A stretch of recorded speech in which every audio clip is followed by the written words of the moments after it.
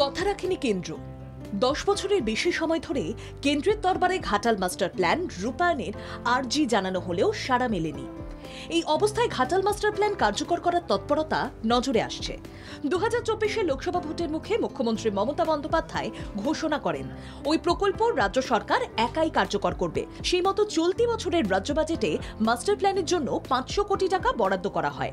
বন্যা পরিস্থিতি যাতে তৈরি না হয় সেজন্য মাস্টার প্ল্যানের কাজে বাড়তি গুরুত্ব দিচ্ছেন মুখ্যমন্ত্রী মমতা বন্দ্যোপাধ্যায়। এবার মুখ্যমন্ত্রীর নির্দেশে মাস্টার প্ল্যানের জন্য জমি অধিগ্রহণের নীতিতে পরিবর্তন আনা হয়েছে বলে জানিয়েছেন সেচ মন্ত্রী মানুষ রঞ্জন ভূঁইয়া। ঘাটাল মহকুমা শাসকের অফিসে এই নিয়ে একটি উচ্চ পর্যায়ের বৈঠক হয়। সেই বৈঠকে সেচ মন্ত্রী আশ্বস্ত করেন যতটা সম্ভব কম জমি নিয়ে কাজ শুরু করার চেষ্টা হচ্ছে।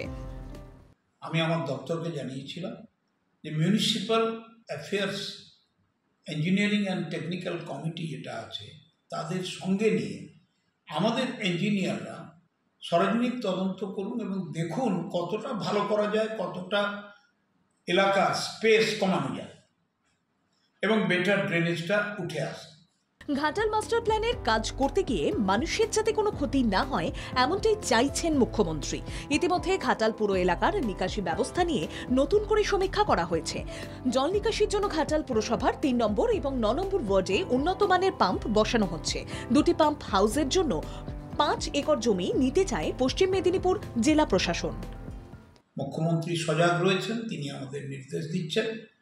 আমাদের জেলা প্রশাসন, মহকুমা প্রশাসন দেখছেন, এসডিও স্যার বসেই আছেন। আমরা এগুলো নিয়ে এগোচ্ছি, আপনাদেরও সহযোগিতা চাই। ঘাটাল মাস্টার প্ল্যান ও ঘাটালের বন্যা নিয়ন্ত্রণে তৎপর প্রশাসন। মুখ্যমন্ত্রীর এই ঘোষণায় খুশি ঘাটালের সাধারণ মানুষ। পশ্চিম মেদিনীপুরের মানুষ চাইছে যতটা সম্ভব কম জমি অধিগ্রহণ করে ঘাটাল মাস্টার প্ল্যান কার্যকর করা হোক।